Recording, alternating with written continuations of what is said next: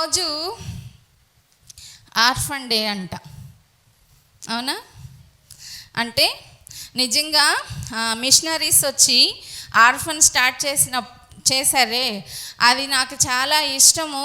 అయితే ఎప్పుడు ఇంకా ఇష్టమైందంటే 2008లో నాకు చాలా ఇష్టమైంది. ఎందుకు అంటే ఆ సమయంలో మా అన్నయ్య చనిపోయినప్పుడు పాపం మా వదిన 2 పిల్లల్ని పోషించలేదు కాబట్టి పిల్లోడిని హాస్టల్లో వేయాలి అనుకున్నప్పుడు నా బుర్రలో ఏమనిపించిందంటే, హాస్టల్లో చదివే వాళ్ళందరూ పేదవాళ్ళని కాదు, కానీ నిజంగా అమ్మా నాన్న ఇప్పుడు కోవిడ్ టైంలో అమ్మా నాన్నని పోగొట్టుకున్న వాళ్ళు ఎందరో ఉన్నారు. వారందరికీ కూడా ఇలాంటి ఆర్ఫన్స్ ఉండటం ఏమైంది, ఎంత మంచి ఆశీర్వాదాన్ని సంపాదించుకున్నారు. ఈరోజు మరి అలాగా మరి దేవుడు భక్తిలో పేదలకి సహాయం చేయటంలో, అలాగే ఇంకా ఎదవరాండ్రను సన్మానించాలి, ఏమంటారు, వారికి సహాయం చేయాలి. తర్వాత ఏం చెప్పారంటే, కొంతమంది సహాయం చేయటానికి వెళ్ళి బురదలో పడిన వాళ్ళు కూడా ఉన్నారు. ఇతరులకు సహాయం చేయటానికి వెళ్ళి ఇహలోక మాలిన్యాన్ని అంటించుకోకుండా జాగ్రత్తగా ధర్మం చేయాలి, వారికి హెల్ప్ చేయాలి తప్ప అందులో ఒక్కొక్కరేమో వేరే రకంగా మాలిన్యం అంటించుకుంటారు. ఇంకొకరేమో వాళ్ళకి మనము 100 దుప్పట్లు ఇస్తే 50 పంచిపెట్టి 50 అమ్ముకుంటారు. అది కూడా ఇహలోక మాలిన్యమే. అలాంటివి అంటించుకోకుండా జాగ్రత్తగా దేవుడు మనకిచ్చినవన్నిటినీ కూడా ఇతరులకు ఏం చేయాలి, పాస్ చేయాలి. ఈరోజు అది ఆర్ఫన్ డే స్టార్ట్ చేసిన ఆర్ఫన్ డే అనమాట. మరి అందరికీ కూడా ఏమంటారంటే, ఏదో ఒకటి పెట్టుకోకపోతే ఏమవ్వట్లేదు, మనము డేస్ పెట్టుకోకపోతే గుర్తులు ఉండవ, ప్రేమలు ఉండవని ఇలాంటివి ఏర్పాటు చేశారు. అయితే ఈరోజు మందిరానికి వస్తూ దేవుని బిడ్డలుగా జీవిస్తూ మరి మనకి ఇంకా దేవునికి అయిష్టమైనవి ఏమైనా ఉన్నట్లయితే వాటిని తొలగించుకోవాలన్న గొప్ప సాక్ష్యాన్ని మీకు చెప్పాలనుకుంటూ ఉన్నాను. అంటే పాస్టర్ గారికి ఏమైనా వ్యసనాలు ఉన్నాయా, తొలగించుకున్నారేంటి, గొప్ప సాక్ష్యం అనుకుంటారేమో. నేను కాదు, ఒక గొప్ప వ్యక్తి చెప్తున్నటువంటి సాక్ష్యం. అది ఒక చిన్న కుటుంబం, స్మాల్ ఫ్యామిలీ, భార్య, భర్త, బిడ్డ, చక్కగా సాగుతూ ఉన్న జీవితంలో తుఫాన్లు వస్తూ ఉంటాయి కదా.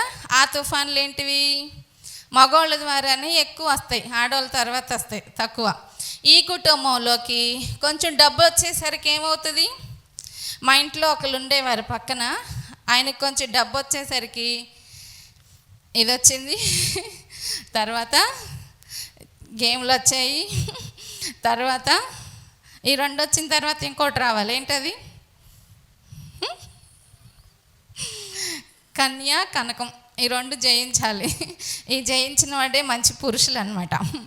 అలాగే అన్నీ కూడా వచ్చేసాయని. అలాగే ఈ కుటుంబంలో కూడా మంచిగా సాగుతూ ఉన్నారు, చక్కగా బాగుంది కుటుంబం అనుకునే సమయంలో ఒక 4 రూపాయలు సంపాదించుకున్నారు. మనం కూడా ఒక బిజినెస్ స్టార్ట్ చేద్దాం అనే సమయంలో ఈ వ్యక్తిలో ఒక వ్యసనం స్టార్ట్ అయింది. అదే మనందరి కుటుంబాల్లోనూ, అలాగే మన చుట్టుప్రక్కల మన సమాజాన్ని పట్టి పీడిస్తున్నటువంటి ఒక వ్యసనం. ఆ వ్యసనం ఏంటో మీకు తెలుసు కదా, పోయిన వారం చెప్పా కదా. ప్రార్థన చేసుకొని మరీ వెళ్ళాడంట, 9 రౌండ్లు వేసాడంట, కానీ అప్పుడు కానీ ఆ స్కూటర్ పెట్టే టైం దొరికింది కాబట్టి ముందు తాగాను అని చెప్పాడు.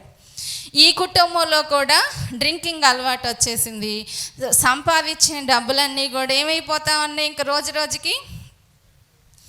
మన పాపారావు గారు 800 రూపాయలు చేస్తారు రోజుకొచ్చి ఇస్త్రీ, ఇంటికి తీసుకొచ్చేది 200 కూడా తేడు. మిగతా 600 అందరిని పిలిచి తాగుపోపిస్తేస్తాడు, ఇంట్లో వాళ్ళకి మాత్రం ఏం తారు. అలాగా ఈ రోజుకి వాళ్ళ జీతం ఎంత డబ్బులు వచ్చాయో అన్నీ కూడా ఏమైపోతా ఉన్నాయి, ఇలాగ వెళ్ళిపోతూ ఉన్నాయి. ఆ ఫ్యామిలీ కూడా అట్లాగే అయిపోయింది. ఇక సంపాదించిన డబ్బులు అన్నీ మా ఆయన ఖర్చు పెట్టేశాడని చెప్పి వాళ్ళ ఆవిడకి ఇంట్లో పని ప్రారంభించిందంట. పాపం ఇంట్లో పిల్లల్లో పనికి వెళ్తూ కుటుంబాన్ని పోషించుకుంటా ఉంది. రోజు భర్త తాగి వస్తుంటే భార్యకి హ్యాపీ ఉంటుందా? ఏ కుటుంబంలోనైనా మా ఆయన తాగొచ్చాడని సంతోషంగా చెప్తారు ఎవరన్నా? ఎంత బాధ అన్నమాట. అయితే ఇంకా ఆ బాధని రోజు రోజు తలుచుకుని ఆవిడ కృషించిపోయి కృంగిపోయి కొన్ని రోజులకి చనిపోయింది. ఈయన మాత్రం అవసరమైతే నీ మెడలో తాడన్న తాకట్టు పెడతా కానీ నేను మాతానా అంటారు. అలాంటి వాళ్ళు ఎందరో ఉన్నారు. అలాగా ఈయన తన భార్యను పోగొట్టుకున్నాడు, కుమారుణ్ణి కూడా. మరి ఇంక మగవాళ్ళు ఏం పెంచుతారు? ఆడవాళ్ళనైతే చెంగు పట్టుకొనైనా అడుక్కొచ్చైనా పిల్లల్ని పెంచుతారు, కానీ మగవాళ్ళు పాపం పెంచాలనిపించినా పెంచలేని పరిస్థితి. ఈ బిడ్డ ఏమయ్యాడో కూడా ఈయనకి తెలీదు. ఇంకా ఆయన బాగా డ్రింకింగ్కి అలవాటు అయిపోయాడు. ఆ డ్రింకింగ్ అలవాటు అయిపోతే ఆ ఊర్లో నుంచి ఇంకా వేరే ఊరు వెళ్ళిపోయాడు. వేరే ఊరు వెళ్ళిపోయినా సరే వ్యసనం మారలేదు. మారుతుందా? ఏ ఊరన్నా వెళ్ళామంటే ఫంక్షన్లోకి ఆ ఊర్లోకి వెళ్తారు, మాతో పాటే ఉంటారు, మన బంధువులే అనుకుందాం. ఫంక్షన్కి వస్తారా? ఫంక్షన్కి వచ్చిన వాళ్ళు ఫంక్షన్లో కూర్చోకుండా ఈ ఊర్లో మందు కొట్టు ఎక్కడుందని కనుక్కుంటారు. ఎందుకని? ముందు కావాల్సింది వాళ్ళకి అదే. ఫంక్షన్ దారి ఫంక్షన్కే ఉంటుంది, వీళ్ళ దారి వీళ్ళకే ఉంటుంది అనమాట. అలాగే ఈయన కూడా దారి కనుక్కున్నాడంట, వెళ్ళాడంట. ఒక మందు దుకాణం దొరికిందంట. ఆ దుకాణం దగ్గరికి వెళ్ళి మందు తాగాడంట. తాగితే డబ్బులు ఇవ్వకుండా ఎవరు పోస్తారు? ఆ మందు షాపు వాడు ఎంత తిట్లు తిడుతున్నాడో, తిట్లు తిట్టాడంట. ఈయన్ని తిడుతున్నా కానీ సిగ్గు శరం వదిలేసాడనమాట. కొంచెం పోయండి బాబు, అప్పుడు కానీ నా నాలుక ఆరదు అని చెప్పి ఆ షాప్ యజమాన్ని ప్రాధేయపడతా ఉన్నాడంట. ఇలాంటి వాడు రోజుకి బొచ్చెడు మంది వస్తారు, మేము అందరికి ఎక్కడ పోయాం, నేను ఎక్కడ లాస్ పడినని చెప్పి షాప్ యజమాని బాగా తిట్టాడంట. ఆయన్ని తిడితే ఇంకా తిట్టినా సరే ఆ సమయంలో వాళ్ళు వదిలేస్తారు, తాగేస్తూ ఉంటే అదే సమయంలో యంగ్ టీము, మంచి వయసులో ఉన్న అబ్బాయిలు వచ్చారంట. ఈ షాప్ యజమాని కళ్ళంతా కూడా ఎవరి మీద పడ్డాయి? వీడు తాగి ముసలోడు అయిపోయాడు, రేపో మాపో పోయేవాడు, అయినా ఫ్రీగా తాగిచ్చాలి వీడికి అని చెప్పి ఆ తాగుబోతు బాయ్స్కి పోస్తా ఉన్నాడంట. ఆయన అంటున్నాడంట తాగుబోతు ఆయన అప్పుడు ఉపదేశం చేస్తున్నాడంట వీళ్ళకి, అరే తాగమాకండ్రా, నేను కూడా ఇలాగా తాగి ఇట్లా అయిపోయాను, ఇలాంటి షాపులు నేను 4 పెట్టా, అంత కెపాసిటీ నాకు ఉండింది ఒక రోజున. కానీ ఈరోజు నేను ఎలా ఉన్నాను? ఈరోజు ఈ ఊరు వచ్చాను, నాకు ఆహారం లేక ఆ ఊర్లో అందరూ తినేసినాక మిగిలిపోయిన రొట్టె ముక్కలు ఉంటాయి, పెట్టండి అమ్మా. మనకైతే మన ఆంధ్ర వాళ్ళం కాబట్టి భోజనం అడుగుతారు, మిగతా రాష్ట్రాల వాళ్ళకి చపాతీలు అవి తింటారు కదా. ఆయన అడుగుతున్నాడంట, మీ ఇంట్లో మిగిలిపోయిన రొట్టె ముక్కలు ఉంటే నాకు వేయండి అని అడుక్కొని తింటున్నాను. నాకు డ్రింక్ చేయటానికి కూడా ఈ సాక్ష్యం చదివినప్పుడు నాకు కూడా చాలా బాధ వేసిందనమాట. ఇలాగ ఎందరో వారి జీవితాలని పాడు చేసుకునే వాళ్ళు ఉన్నారు. అట్లాగా అనుకుంటూ వెళ్తూ ఉన్నాడంట. అక్కడ ఆ మద్యం షాప్ నుంచి వెళ్తూ ఉండగా మనలాంటి మందిరం కనిపించిందంట. ఆ మందిరం మీదుగా వెళ్తుంటే అప్పుడు చక్కని పాటలు, చక్కని సంగీతం ఆ మందిరంలో నుంచి వినిపిస్తూ ఉందంట. అందుకనే మైకాలు పెట్టేది మనం. ఎవరో ఒకరినైనా దేవుడు వాక్యం ద్వారానో, పాట ద్వారానో, మాట ద్వారానో ఆకర్షిస్తాడని. అందుకే మైక్ సిస్టమ్ మంచిది కావాలని మీరందరూ కూడా ప్రార్థన చేయండి. అది బండ వాయిస్ని కూడా స్వీట్ వాయిస్గా మార్చగలిగే టెక్నాలజీ మౌత్స్కి ఉంటుంది అన్నమాట. అలాంటిది మనకు కావాలి. ఎవరైనా దేవుడు వాక్యం చేత పట్టబడాలి.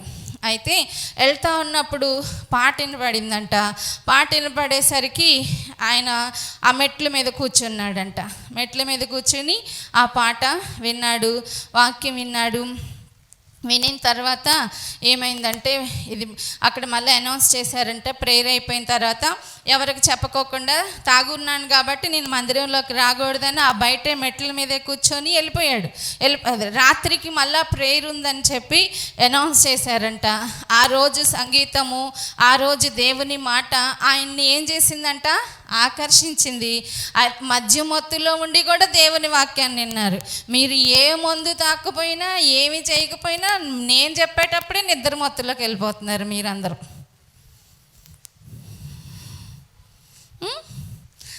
హృదయం మార్పు చెందే సమయంలో నీకు నిద్ర రాదు. నీ జీవితంలో సమస్యలు తీర్చబడాలంటే నిద్ర పోకూడదు. ఎందుకంటే బలమైన బూస్ట్ ఇచ్చే మాటలు ఇచ్చినప్పుడు శ్రద్ధగా తీసుకున్నావు అనుకో నిద్ర రాదనమాట. పిల్లలు వింటున్నారా? ఈయన తాగిన మైకంలో ఉండినా కానీ సాయంత్రం ఆరాధన ఉంది అన్నది గుర్తుంది. ఎందుకో వెళ్ళిపోయేవాడు. మళ్ళా సాయంకాలం వచ్చాడంట. వచ్చి మళ్ళీ అక్కడే బయట పాస్టర్ గారి గదికి దగ్గరలో మెట్లు ఉన్నాయంట. ఆ మెట్టుల దగ్గర కూర్చొని ఉన్నారంట. ప్రార్థన స్టార్ట్ అయింది. పాటలు పాడుతున్నారు. పాటలు పాడుతూ ఉండగా ఇక్కడ ఈ వ్యక్తిని ఒక చిన్నపిల్లే మార్చింది. మీరు ఎంతమందిని మారుస్తున్నారు ఇక్కడున్న మన సండే స్కూల్ పిల్లలు? ఈ స్టోరీ విన్నా మీరు కూడా ఏం చేయాలంటే ప్రేమను చూపించాలి మందిరానికి వచ్చే వాళ్ళకి. ఆ ముసలాయన అక్కడ ఉన్నాడు కదా, అక్కడ ఉన్నప్పుడు ఈ పాప వచ్చింది. వచ్చి వాచ్మెన్ ఏమో అనుకొని, జాన్సన్ అంకులు ఒకసారి మా డాడీ రూమ్ తాళం తీరా, డాడీ బైబిల్ ఏదో బుక్ కావాలంట అని చెప్పి ఆ చిన్నపిల్ల అడిగిందంట. అప్పుడు ఈ తాగుబోత ఆయన చింపిరి గుడ్డలు వేసుకున్నటువంటి ఈయన క్యాప్ తీసి, అమ్మ నేను నువ్వు పిలిచిన అంకుల్ని కాదు అంటే, అప్పుడు సారీ తాతగారు, నేను మా వాచ్మెన్ ఏమో అనుకొని చెప్పాను మీకు, మీరు ఇక్కడ కూర్చున్నారేంటి, లోపలికి రండి మందిరంలోకి అని చెప్పిందంట. అమ్మో నేను రానమ్మా, నేను రావటానికి తగను, అక్కడున్న వాళ్ళు ఏమనుకుంటారో, నన్ను చూసి పాస్టర్ గారు ఏమనుకుంటారో, నేను రానంటే రానన్నాడంట ఈ తాగుబోతు ఆయన. అప్పుడు ఆ పాప చెప్పిందంట, మా నాన్నగారికి కూడా మీలాంటి వృద్ధులంటే చాలా ఇష్టం, మా డాడీ ఏమనరు, అలాగే మా సంఘంలో వాళ్ళు కూడా ఏమనరు, యేసయ్య కూడా మిమ్మల్ని ప్రేమిస్తాడు అని చెప్పి చిన్నపిల్ల మాట చెప్పిందంట. ఆ మాటతోటి ఆయన వచ్చి చివర ఎక్కడో కూర్చున్నారు.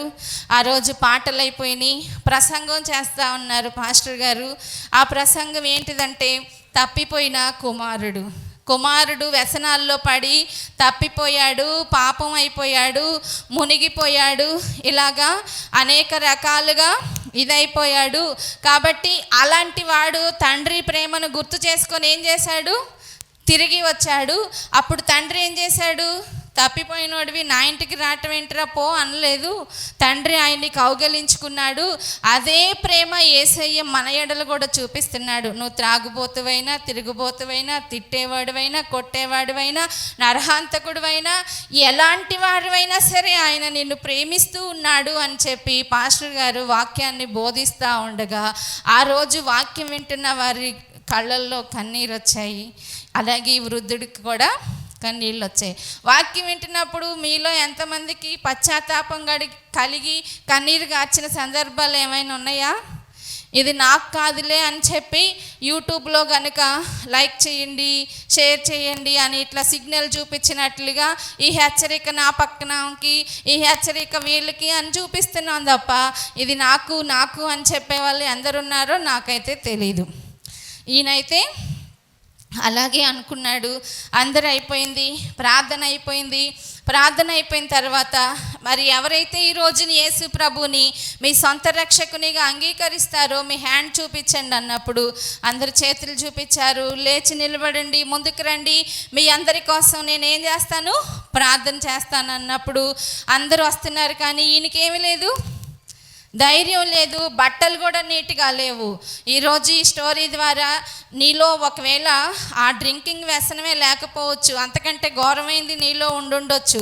ఉంటూ కూడా దేవుని బిడ్డలుగా మనం నటిస్తూ ఉన్నామో, జీవిస్తూ ఉన్నామో ఈరోజు ఈ స్టోరీ ద్వారా మనం నేర్చుకోవాలి. అయితే అందరూ కూడా వెళ్తున్నారు కానీ ఈయనకి ధైర్యం లేదు. కానీ ఈయన్ని ఒక పాస్టర్ గారు పాప తీసుకొచ్చిందే, ఆ పాప చూస్తూ ఉందంట, అరే అందరూ వచ్చారు కానీ ఆ తాతయ్య అక్కడే నుంచొని ఉన్నాడు కదా అని చెప్పి ఈ పాప ఏం చేసిందంట, డాడీ వాళ్ళ ప్లేస్ దగ్గర నుంచి అక్కడికి వెళ్ళిపోయి ఆ ముసలాయన్ని చేయి పట్టుకొని నడిపించుకొస్తుందంట. చూసారా, పేదలకి అలాంటి వారికి మనం ఏం చేయాలి, సహాయం చేయాలి.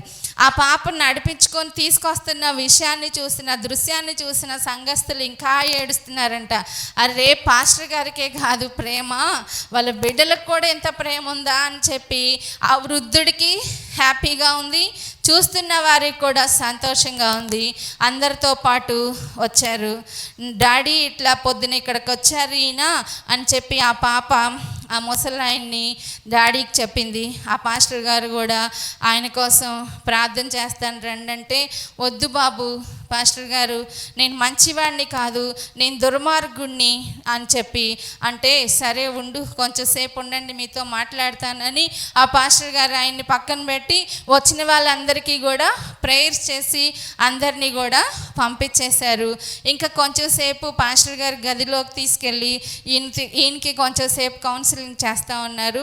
ఆయన బాధలు చెప్తా ఉన్నారు. ఆయన స్థితి ఇట్లాగా, నా ఫ్యామిలీ, నేను ఇంత ధనవంతుణ్ణి, నా జీవితం ఇలాంటిదయ్యా, నేను ఇలాగ నా భార్యానికి మోసం చేశాను, నా బిడ్డకి మోసం చేశాను, నేను ఇలా అయిపోయి భిక్షగాడిగా అయిపోయాను, ఈ వ్యసనం నన్ను బాగా బానిసం చేసేసింది అని చెప్పి ఆ వృద్ధుడు చెప్తూ కన్నీళ్ళు కారుస్తూ ఉన్నారు. ఒక్కోసారి మీరు చెప్పే మాటలను బట్టి మాకు కూడా మా బాధ కాకపోయినా కన్నీళ్ళు వచ్చేస్తూ ఉంటాయి. మరి అది సేవకులకి ఇచ్చినటువంటి ఒక అనుభవం ఏమంటారంటే, ఒక దాన్ని ఏమనొచ్చు, బాధ్యత. మరి ఎందుకో తెలీదు, మీరేమన్నా చెప్తుంటే ఇంకా మీకు ఎలాంటి సిచ్యువేషన్ ఉంటుందో మాకు కూడా అలాగే ఉంటుంది. ఆ పాస్టర్ గారికి కూడా అలాగే కన్నీళ్ళు వస్తున్నాయంట. ఆ ముసలాయన ఏడుస్తున్నాడు, ఈయన కూడా అలాగే ఏడుస్తూ ఉన్నారంట. ఇద్దరు కూడా, పాస్టర్ గారికి కన్నీళ్ళు వచ్చేస్తూ ఉన్నాయి, చెప్తున్నటువంటి ఆ ముసలాయనకి కూడా కన్నీళ్ళు వస్తూ ఉన్నాయి. అప్పుడు పాస్టర్ గారు అడిగారు, బాధపడకండి, మరి ఇప్పుడైనా దేవుడు మిమ్మల్ని ఏం చేస్తాడు, క్షమిస్తారు, మీరు తెలుసుకున్నారు కాబట్టి. ఇంతకీ మీ పేరేంటండి అని అడిగారంట. అప్పుడు ఆయన చెప్పారు, నా పేరు టీమ్ కోనర్ అన్నాడంట. అయితే నన్ను ఇప్పుడు అందరూ కూడా నా పక్కన ఉన్న కోనర్ అనే పేరు తీసేసి తాగుబోతు టీమ్ అని పెట్టారు నాకు పేరు. ఇప్పుడు నా పేరు పరిచయం అందరికీ తెలిసేది ఏంటిది, తాగుబోతు టీమ్ ముసలోడు. టీమ్ అనే పేరే, ఆ టీమ్ ఆయన పేరే టీమ్ కోనర్ అనమాట. అయితే ఇంకా కోనర్ని తీసి పడేశారు, ఎందుకంటే వ్యసనాల వల్ల నిర్మలా గారికి శారమ్మ గారికి నిద్రలు అంటుకుపోతున్నాయి. కళ్ళద్దాలు తీసేయండి, నాకు కనబడుతున్నారు బాగా మీరు జాగ్రత్తగా. కళ్ళద్దాల్లో ఉన్న వాళ్ళకి స్పెషలైజ్డ్ నిద్ర అనమాట, నిద్రపోయినా ఎవరికి కనపడరు. అందరూ ఎలర్ట్గా ఉండాలి. నా టైంలో మాత్రం నిద్రపోతే ఊరుకోను నేను, ఎందుకంటే శ్రద్ధగా మాటలు వినాలి, వింటేనే మనకి మేలు. కాబట్టి నా పేరు ఇదయ్యా, అయితే నా పేరు ఇలాగా మారిపోయింది అని చెప్పి ఆయన చెప్తా ఉన్నాడు పాస్టర్ గారికి. పాస్టర్ గారు కూడా ఏడుపు స్వరంలో ఉన్నారు కదా. ఇంకా వెంటనే పాస్టర్ గారు నానా నానా డాడీ అని చెప్పి వాళ్ళ డాడీ ఇలా కౌగలించుకున్నాడంట. అప్పుడు ఆ బాబు చెప్తున్నాడంట, నానా నేను నీ కొడుకు విల్లీని అని చెప్పాడంట. ఎప్పుడో నువ్వేం చేసావు, అమ్మ చనిపోయినప్పుడు నన్ను అనాథాశ్రమంలో వదిలేసావు డాడీ నువ్వు. అయితే ఆశ్రమంలో నేనేమై ఉన్నాను, చదువుకొని దేవుడిని నా సొంత రక్షకునిగా అంగీకరించాను. నన్ను మార్చిన దేవుడు నిన్ను కూడా మారుస్తాడు నాన్న అని చెప్పి ఆ కొడుకు తండ్రిని పట్టుకొని ఎంతగా ఏడ్చాడు అంటే, నాకు ఇంకా చెప్పటానికి చదువుకున్నప్పుడున్న దుఃఖము అవన్నీ చెప్పలేనన్నమాట. అప్పుడు తండ్రికి కూర్చోబెట్టి బోధ చేసి చక్కగా నడిపించి కొడుకు చేతిలో తండ్రి బాప్తిస్మం పొందాడు. హల్లెలూయా, చప్పట్లు కొడదామా. ఒక వ్యక్తి మారాలి అంటే, ఒక వ్యక్తిని మార్చగలిగేది కూడా దేవుడే, దేవుని వాక్యమే. ఈయన అనాథాశ్రమంలో చదువుకుని తాగుబోతు అవ్వచ్చు, తిరుగుబోతు అవ్వచ్చు, ఏమైనా అవ్వచ్చు, కానీ ఆ పిల్లోడు ఏమవ్వలేదు, అందులో మంచి నేర్చుకున్నాడు, మంచిగా దేవుణ్ణి నమ్ముకున్నాడు. ఆ రాష్ట్రంలోనే విల్లీ గారు పెద్ద పాస్టర్ గారు అనమాట. ఆ గొప్ప సేవకుని చేతిలో ఆయన ఏమయ్యాడు, బాప్తీసం తీసుకున్నాడు. ఇంకా అసలు ఆయన తొట్టులో నుండి వస్తూ ఉండగానే ఆ సిచ్యువేషన్ చూస్తున్నటువంటి సంఘస్థులకి, కూర్చున్న వారి కళ్ళల్లో కన్నీరు ఆగలేదంట. ఎందుకంటే నా కొడుకు ఏమో అయిపోయాడు అనుకున్నాను, నా భార్య చనిపోయింది, వాడు ఏమయ్యాడు నీకు తెలీదు, కానీ దేవుడు మాత్రం ఆ తల్లి చేసిన ప్రార్థన ఎప్పటికీ వ్యర్థం కాదంట. ఈ 2 హస్తాలు పెనవేసుకున్నాయి చక్కగా. ఈలోపు బుడ్డి పిల్ల ఉంది కదా, తాతయ్య దగ్గరికి వచ్చి తాతయ్యని పట్టుకొని తాతయ్యతో హ్యాపీగా ఉంటుంది. ఆమె అంటుంది, తాతయ్య ఇది నా జీవితంలో గొప్ప సంతోషకరమైన సమయం అని చెప్తూ తాతయ్యకి చక్కగా ముద్దులు పెడతా ఉందంట. ఈలోపు సంఘంలో వాళ్ళందరూ కూడా అవును ఆమేనని చెప్పి అందరూ కూడా సంఘం అంతా కూడా ఇప్పుడు మీరు ఎలాగ చప్పట్లు కొట్టి సంతోషించారో అలాగే వాళ్ళను కూడా అలాగే ప్రేమించారంట. సమస్త ఆశీర్వాదాలకు కర్తయ్యకు దేవా మీకు వందనాలని చెప్పి అక్కడున్న సంఘం అంతా కూడా పాటలు పాడుతుండగా పరలోకమందున్న దూతల సమూహం కూడా వాళ్ళతో ఏం చేసినాయి అంట, ఏకీభవించిందంట. అంటే ఒక వ్యక్తిని మార్చగలిగేది. మరి ఆ దినాల్లో మిషనరీస్ వచ్చి ఆర్ఫన్స్ పెట్టి ఏం చేశారు, చదువులు, దేవుణ్ణి, అలాగే బుద్ధి విజ్ఞానాలని సంపాదించుకొని గొప్పవారిగా చేశారు. అలాగా మరి ఎందరో అనాథులైన వారు ఇంకా దేవుని పనిలోనూ గొప్ప సాక్షులుగా ఉన్నవారు ఎందరో ఉన్నారు. అలాగే పోగొట్టుకున్న తండ్రిని కూడా ఏం చేసుకున్నాడు, ఇప్పుడు ఈయన తెచ్చుకున్నాడు. ఇంకా తాగుబోతు ముసలి టీం అనే పేరు అంతరించిపోయిందంట. కోనర్ నాయన అని ఆయనకు మళ్ళీ కొత్త పేరు పెట్టారంట. ఇంకా ఆ పేరుతో ఆయన కూడా దేవుని పనిలో అవటం, అలాగే ఇంటింటికి వెళ్ళి రొట్టెలు అడుక్కునేటువంటి అవసరం ఏమైపోయింది ఇప్పుడు, ఇంకా లేదు, అలాంటి కొరత లేదనమాట. ఆయనే అందరికీ ఏం చేస్తూ ఉన్నాడు, ఆదివారం చక్కగా మరి పాస్టర్ గారే వాళ్ళ అబ్బాయి అని తెలుసుకున్నాడు కదా, ఆదివారం మంచిగా దుస్తులు వేసుకుంటూ హ్యాపీగా చర్చికి వస్తూ ఉన్నారు. తాత మనవరాళ్ళు కలిసి చర్చికి వెళ్తూ ఉంటే ఆ పాస్టర్ గారికి ఇంకా చెప్పలేని ఆనందం. ఎప్పుడు కూడా ఒక బాధ ఉండేది, మా అమ్మ ఎలాగో చనిపోయింది, మా నాన్న ఏమయ్యాడు నాకు అసలు తెలియట్లేదని బాధలో ఉన్న సేవకుడికి ఏమైంది, ఆ బాధ తీరింది. ఆ బాధ తీరటం కాదు, మళ్ళీ ఆ తాగబోతే యాషంలో వస్తే ఇంకా లేనిపోయిపోరు కదా. అలా కాకుండా ఆయనే మార్పు చెంది ఆయనే వాళ్ళ కుమారుడని ఈయనకి తెలియదు, ఆయన మా నాన్నని ఆయనకి తెలియదు. అలా మారిపోయినటువంటి స్థితిలన్నిటిని కూడా మార్చాడు. సమస్త ఆశీర్వాదములకు కర్త అయిన మన యేసయ్య. ఈరోజు ఈ స్టోరీ ద్వారా మీరేం నేర్చుకున్నారో నేను మిమ్మల్ని ఫీడ్బ్యాక్ ఇప్పుడు అడగను, ఎందుకంటే సమయం సరిపోదు కాబట్టి. మనం కూడా ఎక్కడైనా పరమ తండ్రికి అవిధేయులుగా తప్పిపోయి ఉన్నామేమో, ఆయన బిడ్డలైన మనము ఇప్పుడు సరి చేసుకుంటూ ఇంకా ముందుకు సాగాలనేది దేవుని యొక్క ఉద్దేశం. ఈ మాట వింటేనే ఆశ్చర్యం కలిగిస్తుంది, ఆ టైటిల్ వింటేనే ఆశ్చర్యం. 12 సంవత్సరముల బాలుడు, ఎంత వయసు, 12 సంవత్సరముల బాలుడు 800 మందిని మిషనరీలుగా తయారు చేశాడట. మిషనరీలుగా, విశ్వాసులు కాదు. 12 సంవత్సరముల బాలుడు 800 మందిని మిషనరీలుగా తయారు చేశారు. అది అమెరికా దేశం. ఒక మంచి సంఘములో ఇద్దరు యవనస్తులు ఒకరినొకరు వివాహం చేసుకుంటానికి ఇష్టపడ్డారు. పెద్దల యొక్క సమక్షంలో, దైవజనుల యొక్క సమక్షంలో వారు చక్కగా పరిశుద్ధ వివాహము ద్వారా జత పరచబడ్డారు. మరి అమెరికాలో ఉన్నటువంటి కల్చరే నేడు మన దేశానికి వచ్చేసింది. వివాహం అయిన తర్వాత సహజంగా ఆ పెండ్లి కుమార్తె, పెండ్లి కుమారుడు ఏం ఆలోచిస్తారు, అని దేనికోసం కాదు, హనీమూన్ కొరకు వారు కూడా ఆలోచిస్తారు. వాళ్ళిద్దరు కూడా రక్షించబడిన వారే, ఇద్దరు కూడా మంచి ప్రార్థనా పరులు, యవనస్తులే కానీ మంచి ప్రార్థనా పరులు. కనుక మరి ఏ దేశం వెళ్దామో, ఎక్కడికి వెళ్దామో అని వారు ఆలోచిస్తూ ఉంటుండగా దేవుని స్వరం వినబడింది. ఆయనకు, యవనస్తునికి దేవుని స్వరము వినబడింది. ఏంటంటే, మీరు హనీమూన్కి కాదు, కెన్యా దేశమునకు సువార్తను ప్రకటించడానికి వెళ్ళండి అని దేవుడు ఆయనతో మాట్లాడారు. నేను చెప్పాను కదా, వారు మంచి ప్రార్థన పరులు కాబట్టి దైవ దర్శనకు వారు లోబడి, అదే మెలకు వచ్చిన తర్వాత తన భార్యతో చెప్పుకున్నాడు, ఇక మనం హనీమూన్కి వెళ్దాం అనుకున్నాము కదా, మరి దేవుడు ఎలా చెప్పాడు, మళ్ళీ నువ్వు కెన్యాకి వెళ్ళమన్నారు. ఏంటి అంటే, ఆమె ప్రభు మనం చెప్పినప్పుడే మనం దానిని వెనుతీయకూడదు. ప్రభు ఏ ఉద్దేశాన్ని మనకు చెప్పారో దాన్ని మనం తప్పుకోకుండా నెరవేరుతామని ఇద్దరు కూడా వారు చక్కటి నిర్ణయం తీసుకున్నారు.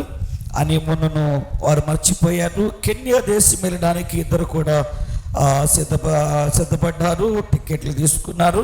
కెన్యా దేశానికి వెళ్ళారు. ఆ కెన్యా అప్పటికి ఇప్పుడు కొంచెం బాగా అభివృద్ధి చెందింది, కానీ అప్పుడు చాలా వెనకబడి ఉంది. ఆ దేశానికి వారు వెళ్ళారు. కొన్ని రోజులు ఆయా వీధులలో వారు నిలబడి, వీరికేమో కెన్యా భాష రాదు, వారికేమో ఇంగ్లీషు రాదు, సైకిల్తో వారికి యేసు ప్రభుని గురించి తెలియచేస్తూ ఉన్నారు. ఈలోపు ఏం జరిగిందంటే, అక్కడ ఆ ప్రాంతానికి, వీరున్నటువంటి ప్రాంతంలో ఒక పెద్ద ఉన్నాడు. ఆ ట్రైబర్లకి కొంతమంది నాయకులు ఉంటారు, పెద్దలు ఉంటారు. వారు కొన్ని గ్రామాల మీద వారు అధికారులుగా ఉంటారు. వారు ఏం చెప్తే అదే వారికి తీర్పు. ఈ సంగతి ఆ కెన్యాలో ఉన్నటువంటి ఆ పెద్దగా తెలిసిందట. వెంటనే వారిని తీసుకురండి అని చెప్పగానే ఆ ఇద్దరు యవనస్తులను ఆ కెన్యా ఉన్నటువంటి ఆ పెద్ద దగ్గరికి తీసుకుని వచ్చారట.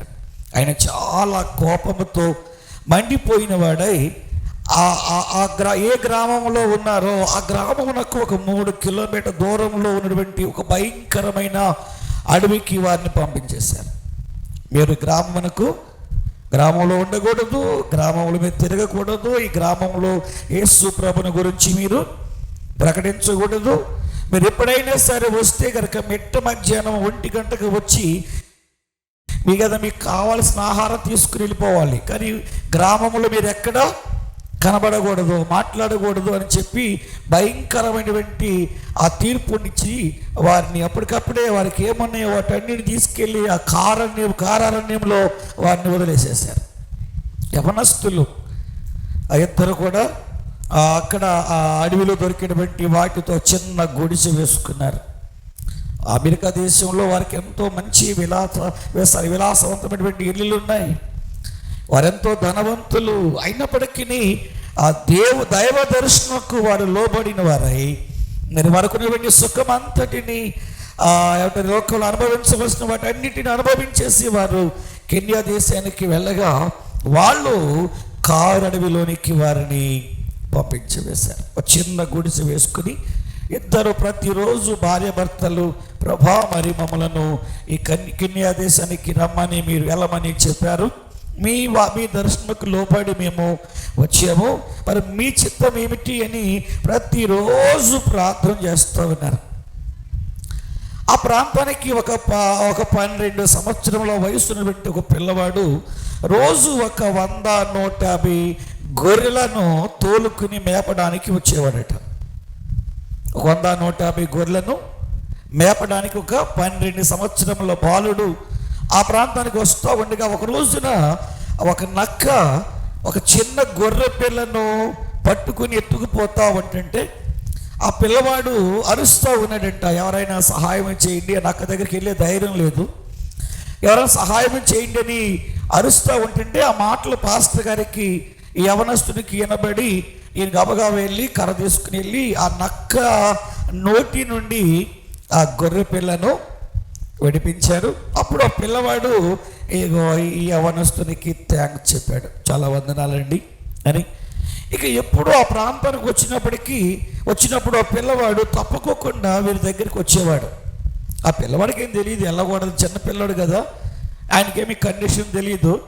ఈ యవనస్తుడి పిల్లవానికి సహాయం చేశాడు కాబట్టి వారిద్దరి మధ్య స్నేహబంధము ఏర్పడింది. గనుక ఆ ప్రాంతానికి గొర్రెలు మేపడానికి వచ్చినప్పుడల్లా ఇదిగో ఈ యవనస్తుడి దగ్గరికి వచ్చేవారు. కాలము 3 సంవత్సరాలు అయిపోయింది. దేవుని సువార్తకి వెళ్ళారు కానీ సువార్త ప్రకటన లేదు. వారేమి తీసుకెళ్లారో వాటిని వండుకుంటూ తింటూ ప్రార్థన చేస్తూ ఉన్నారు. ఈ పిల్లవాడు, ఈ గొర్రెల కాపరి పిల్లవాడు వచ్చినప్పుడల్లా ఈ పిల్లవాడికి వాక్యం చెప్పేవాళ్ళట. అరే బాబు, యేసు ప్రభు ఒక ఆయన ఉన్నాడు, ఆయన పేరు కూడా గొర్రెల కాపరే, నువ్వు ఎలాగో గొర్రెలు కాస్తున్నావు, ఆయన తన బిడ్డలైన వారందరికీ కాపరిగా ఉన్నాడు అని ఆ పిల్లవానికి వాక్యం చెప్తూ ఉండగా ఈ 3 సంవత్సరములలో వీరికి ఒక పాప పుట్టింది. ఆ పాప వయస్సు దాదాపుగా 10-12 నెలలు వయస్సు వచ్చేపాటికి ఈ యవనస్తురాలు ఆ తల్లి చనిపోయింది. ఎంత విచారం! ఒకవేళ అమెరికా దేశంలో ఉండుంటే ఆమె చనిపోయేది కాదు. ఆ పిల్ల పుట్టింది, ఆ పిల్లకి ఇంకా 1 year రాకముందే తల్లి చనిపోయింది. ఇదిగో మరి ఆ తండ్రి అక్కడే అరణ్యంలో ఆ పిల్లను పెంచుకుంటూ ఉన్నాడు. కొంతకాలం అయింది. కొంతకాలం అయిన తర్వాత తండ్రి కూడా చనిపోయాడు.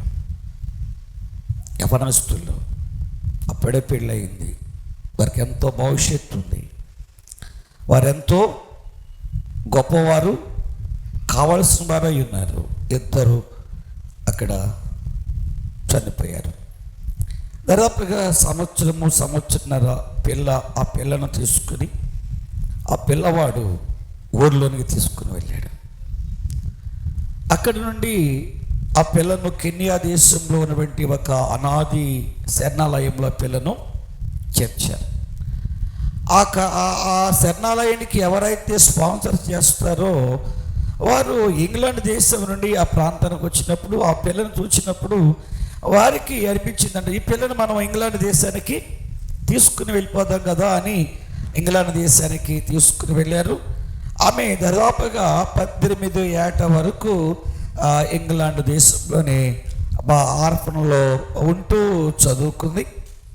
తర్వాత ఆమెకు అర్థమైంది ఏమిటంటే నేను అమెరికన్ అని అర్థమయ్యి కొంతకాలానికి తన బంధువులందరినీ తెలుసుకుని ఇంగ్లాండ్ దేశం నుండి అమెరికా దేశానికి వెళ్ళిపోయింది. ఆ తల్లిదండ్రులు ఏమైతే ఆస్తిని విడిచిపెట్టారో అవన్నీ మరలా ఆమెకు ఆ యవనస్తురాలకు దొరికింది. ఒకరోజు ఆమె మనకి న్యూస్ పేపర్లు మీరు చదువుతున్నారా? ఈ మధ్య నేను న్యూస్ పేపర్ చదవడం మానేశాను. ఎందుకంటే దాంట్లో ఏది మంచిది వేయరు, ఏ శుభవార్త దాంట్లో రాదు. ఒకళ్ళు వస్తే కనుక వారిని చంపారని వస్తుంది హెడ్ అంటారు మెయిన్ పేపర్లో. లేకపోతే ఏమొస్తుంది, ఈ పలానా అబ్బాయి పలానా ఆమె యొక్క తల నరికేసాడు లేదా ఏదో చేసాడు వస్తుంది. అవి హెడ్డింగ్లో ఉంటాయి తప్ప దాంట్లో ఏమీ అంత పెద్ద చెప్పుకోవాల్సినవి చూడవలసినవి ఏమి ఉండవు. కానీ అమెరికా దేశంలో ఇంగ్లాండ్ దేశంలో వారి న్యూస్ పేపర్లో ఏముంటాయంటే ఎక్కడెక్కడ పరిచర్య జరుగుతూ ఉంది, మిషనరీ పరిచర్య ఎక్కడ చేస్తూ ఉన్నారు, ఇంకా మిషనరీలు ఎక్కడికి వెళ్ళబోతూ ఉన్నారు, ఏదే దేశాల్లో ఇంకా సువార్త అందించబడలేదో అలాంటి విషయాలు అమెరికా ఇంగ్లాండ్ దేశాలలో మ్యాగజైన్లో వస్తూ ఉంటాయట. ఒకరోజు ఆమెకి ఆ పేపర్ వచ్చింది, గబగబా లేచి వెళ్ళేపాటికి ఆ న్యూస్ మెయిన్ హెడ్డింగ్ మీద కెన్యా దేశము గురించి రాయబడి ఉంది. కెన్యా దేశంలో ఉన్నటువంటి ఒక వ్యక్తి, ఒక యవనుడు బైబిల్ పట్టుకుని మైక్ పట్టుకుని దేవుని వాక్యం చెప్తున్నారు. ఆయన ముందు అనేక మంది ఆ సంఘస్థులు ఉన్నారు. ఆ ప్రక్కన ఒక సమాధి కనబడుతూ ఉంది. ఆ పక్కన ఏముంది, ఈయన దైవ సేవకుడు మైక్ పెట్టుకుని వాక్యం చెప్తున్నాడు, ఫోటో ఉంది, సంఘం యొక్క ఫోటో ఉంది మెయిన్ హెడ్డింగ్లో. ఆ తర్వాత పక్కనే ఉంది సమాధి ఉంది. ఏంటిది, ఈయన ఎవరో ఏంటో అని చూస్తూ ఉంటుంటే ఆ సమాధి ఎవరిదంటే వాళ్ళ అమ్మ నాన్నదని ఆమెకు తెలిసింది. కనుక ఆమె ప్రయత్నం చేస్తుంది, నేను మరలా ఆ కెన్యా దేశానికి వెళ్ళాలి, అక్కడ మా అమ్మ మా నాన్నగారు అక్కడే దేవుని పరిచయం చేస్తూ అక్కడ చనిపోయారు కాబట్టి అక్కడికి వెళ్ళాలి అని ఆమె ప్రయత్నం చేస్తున్నప్పుడు ఆమె తెలుసుకున్న సమాచారం ఏమిటంటే అమెరికా దేశం నుండి ఆ దినాలలో కెన్యా దేశానికి మిషనరీలుగా ఎవరిని అలౌ చేయట్లేదట. అందుకని ఏం చేయాలి అని ప్రయత్నం చేసినప్పుడు ఆమెకు అర్థమైంది ఏమిటంటే ఇంగ్లాండ్ దేశం నుండి కొంతమంది మిషనరీలను కెన్యాకు పంపిస్తున్నారని తెలుసుకుని ఆమె అమెరికా నుండి ఇంగ్లాండ్ దేశానికి మకాన్ని మార్చుకుంది. మరలా ఆ తల్లి విడిచిపెట్టిన పరిచర్యను కొనసాగించడానికి ఈ యవనస్తురాలు పడుతున్నటువంటి ప్రయాస, యవనస్తురాలు ఇంకా పెళ్లి కాలేదు, ఆ సమయంలో ఆమెతో పాటు బైబిల్ ట్రైనింగ్లో చదివేటువంటి ఒక యవనస్తుడు ఆమెకి పరిచయం అయ్యాడు.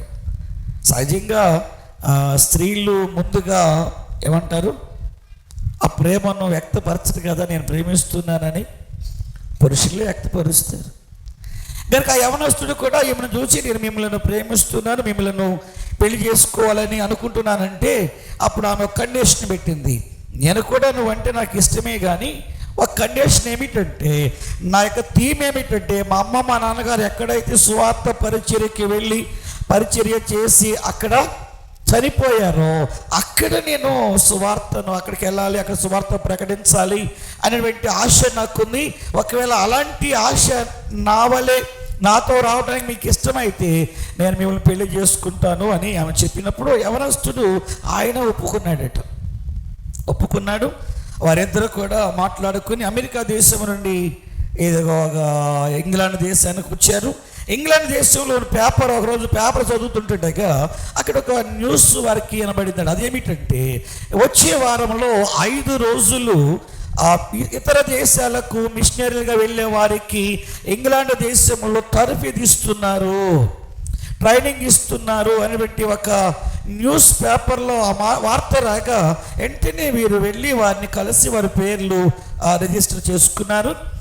అక్కడికి వెళ్ళిన తర్వాత ఎవరైతే ఇతర దేశాలకు మిషనరీకి వెళ్ళాలని ఆశపడుతున్నారో వారికి ట్రైనింగ్ ఇచ్చినటువంటి ఆ కాన్ఫరెన్స్లో ఒక్కొక్కరికి ఒక సీటు కేటాయించారట.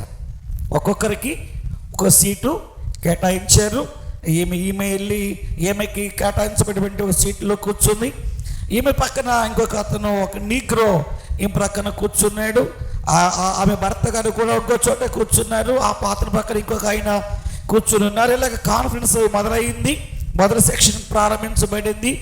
ఆ తర్వాత మధ్యలో టీ బ్రేక్ ఇచ్చినప్పుడు ఈమె ప్రక్కనే కూర్చున్నటువంటి ఒక నీగ్రోతో అయిష్టంగానే, అంటే కెన్యా ఎలా ఉంది ఆమెకు తెలుసు, కానీ కెన్యా ప్రజలు ఎలా ఉంటారో ఆమెకు తెలీదు. ఈ పక్కన ఎవరు కూర్చున్నారు, ఒక నీగ్రో కూర్చున్నారు. నీగ్రో కూర్చుంటే మొదట ఆయనతో మాట్లాడడానికి ఆమెకి ఇష్టము లేదు. తర్వాత మొత్తానికి ఆయనతో అయిష్టం, కానీ మీ పేరేంటి, మీరు ఏం చేస్తారు, మీరు ఎక్కడి నుండి వచ్చారు అని అడిగిందట. ఆయన ఆ సంగతులు చెప్పగానే వెంటనే లేచి ఆయనను అత్తుకుని బుద్ధి పెట్టుకుందంట. హల్లెలూయ. ఎందుకో తెలుసా, వాళ్ళ అమ్మా నాన్న చనిపోవటానికి ముందు దేవుని వాక్యము ఆ దేశంలో ప్రకటించింది. కేవలము 12 సంవత్సరముల బాలుడు.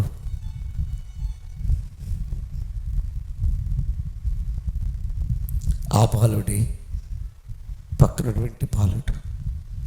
ఆ దేశం కొరకు వారెంత శ్రమపడ్డారు, రక్తం చిందించి వారి ప్రాణాలను దేవుని కొరకు అర్పించారు. అదంతా తలుచుకుని ఆమె ఆయన్ని పట్టుకుని ఏడ్చి అప్పుడు ఆయన చెప్పాడట, మీ అమ్మ మీ నాన్న నా దేశంలో ప్రాణం పెట్టడం ద్వారా ఈ రోజున నేను 800 మందికి మిషనరీలను నేను చేయగలిగాను. వారు 12 సంవత్సరాల బాలుడికి సువార్త చెప్పి చచ్చిపోయారు. కానీ వారు అక్కడ చచ్చిపోవటం ద్వారా 800 మంది మిషనరీలు ప్రపంచానికి కెన్యా దేశం నుండి వారు ఇవ్వగలిగారు. హల్లెలూయ. ఆ యవనస్తుల యొక్క త్యాగము ఎంత గొప్పది. ఈరోజు నాకు 2 యవనస్తులు కావాలి. నేను మీకు వాక్యంలోకి వెళ్ళబోతున్నాను. 2 యవనస్తులను మీ ముందుకు తీసుకురాబోతున్నాను. సమర్పణ కలిగి అవసరమైతే దేవుని కొరకు ప్రాణము పెట్టినటువంటి యవనస్తులు కావాలి దేవునికి. వారు హనీమూన్కి వెళ్ళవలసినటువంటి యవనస్తులు, దైవ దర్శనముకు లోబడిన వారై కెన్యా దేశమునకు వెళ్ళి ఒక 12 సంవత్సరంలో బాలునికి మాత్రమే వాక్యం అందించి వారు అక్కడ చనిపోయారు. ఆ 12 సంవత్సరంలో బాలుడు 800 మంది మిషనరీలను తయారు చేసి ప్రపంచమునకు పంపించారు. మనం ఎంతకాలమైంది రక్షణ పొంది, ఎంతకాలమైంది బాప్తిసం పొంది? మనం ఒక్కరికైనా ఒక్క ఆత్మనైనా దేవుని దగ్గరికి నడిపించాము? ఒక్కరినైనా దేవుని దగ్గరికి తీసుకుని రాగలిగేమా? ఈరోజు ఆ మొట్టమొదటి యవనస్తుని పేరేమిటంటే ఎజ్రా. ఈ ఎజ్రా యవనస్తుడు. ఎజ్రా అనే మాటకు అర్థం ఏమిటంటే దేవుని సహాయము అని అర్థం. సహజంగా యవన కాలంలో వంటి ఏ మనుషులైనా, యవన కాలం అంటే ఎప్పుడు స్టార్ట్ అవుతుంది వయసు? ఏంటంటే ఒకరు 12 అంటున్నారు, ఒకరు 13 అంటున్నారు. 13 నుండి 35 యవనం 35. 15 సంవత్సరాల నుండి 35 సంవత్సరాల మధ్య ఉన్నటువంటి వారందరినీ ఏమంటారంటే యవనస్తులు అంటారు, వారిని యూత్ అంటారు. అదే వయసులో ఉన్నటువంటి ఆయన ఎజ్రా. ఈయన ఈ ఎజ్రా అనే మాటకు అర్థం ఏమిటంటే దేవుని సహాయము. ఎజ్రా యాజక వంశమునకు చెందినవాడు.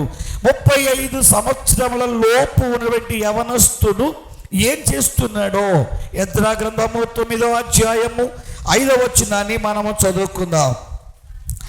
ఎజ్రా గ్రంథము 9వ అధ్యాయము 5వ వచనం. సాయంకాలపు అర్పణ వేళను శ్రమ తీరగా ఎజ్రా లేచి నా వస్త్రమును దుప్పటిని చింపుకుని మోకాళ్ళ మీద పడి నా దేవుడైన యెహోవా తట్టు చేతులెత్తి ప్రార్థన చేస్తూ ఉన్నాడు. ఈ కాలంలో అయితే గనక యవనస్తులారా, ప్రభు దగ్గరికి రండి, మీ యవన జీవితమును దేవునికి సమర్పించండి అంటే ఈరోజు వారు చెప్పే మాట ఏమిటంటే మేము ఎంతో ఈ లోకంలో ఏదో అనుభవించాలి, ఏదో చేయాలి, అది చేయాలి, ఇది చేయాలి, అక్కడికి వెళ్ళాలి, ఇక్కడికి వెళ్ళాలి, దీన్ని అనుభవించాలి, మేమేమనుకున్న వాటి ఆ ఇచ్చలన్నీ మేము తీర్చుకోవాలి అనేటువంటి సమాధానాన్ని ఇస్తారు. 35 సంవత్సరముల లోపు ఉన్నటువంటి ఒక యవనస్తుడు తన యొక్క వస్త్రమును, తన యొక్క పై వస్త్రమును, దుప్పటిని చింపుకుని మోకాళ్ళుని నా దేవా నా దేవా అని ఏం చేస్తున్నాడు? ప్రార్థన చేస్తూ ఉన్నాడు. మనం ఈ వారం అంతా కూడా మోకాళ్ళుని ప్రార్థించుట అనేటువంటి అంశాన్ని మనము ధ్యానిస్తూ ఉన్నాము కదా. ఇక్కడ ఎజ్రా అనేటువంటి యవనస్తుడు కూడా ఏం చేస్తున్నాడు?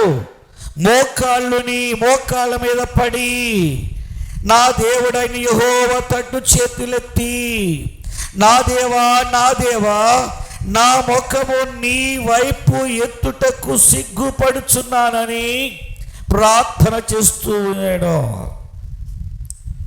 ఇలాంటి యవనస్తులు ఈ దినాలలో దేవుని కొరకు లేవాలి. దేవుని పరిచర్య చేయటానికి యవనస్తులు కావాలి. యవనస్తులు వారు పని చేయగలరు, నడవగలరు, పరిగెత్తగలరు, బరువును లేపగలరు. పిలుపు దాదాపుగా ఆ రథం కంటే మరి వేగముగా పరిగెత్తుకుని వెళ్ళి దాంట్లో వెంటి ఆర్థిక శాఖ మంత్రి గారిని కలుసుకున్నాడు కదా. గనుక ఎజ్రా భయంకరమైనటువంటి దినములలో బహుగా విస్తరించినటువంటి కాలములో ఉన్నప్పటికీ తన దృష్టిని, తన జీవితమును పాపం వైపునకు మళ్ళించుకోక తమ దేవుడు పరిశుద్ధుడని తన పరిశుద్ధతను దేవుని కొరకు కాపాడుకుంటున్నటువంటి యవనస్తుడు. ఎజ్రా ఎవరు? యవనస్తుడు వంటి ఎజ్రా తన యొక్క వస్త్రాలను చిప్పుకుంటున్నాడు. అంటే మొత్తానికి వస్త్రాలను మంచి ఆ దినాల్లో వాడుకున్నటువంటి వస్త్రాలలో మంచి షర్టు వేసుకుని వెళ్ళుంటాడు. అక్కడికి వెళ్ళిన తర్వాత తన మంచి వస్త్రాన్ని చించేసుకున్నాడు. ఎందుకు చించుకున్నాడు అంటారు? ఏమన్నా ఇంటికాడ బాగానే ఉన్నాడు, మధ్యలో ఏమన్నా మెంటలు వచ్చింది.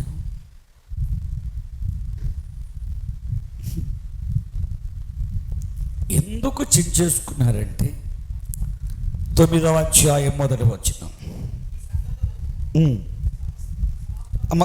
కిందకు వస్తే గనక కొంతమంది పేర్లు ఉన్నాయి కదా, అమోనీయులు, మోయాబీయులు, ఐగుప్తీయులు, అమోరీలు అను దేశపు జనులలో నుండి ఇశ్రాయేలీలు తమ్మును తాము వేరుపరచబడలేకపోవటను బట్టి తన వస్త్రాలను చింపుకున్నాడంట. ఒకటి జాగ్రత్తగా నాలే,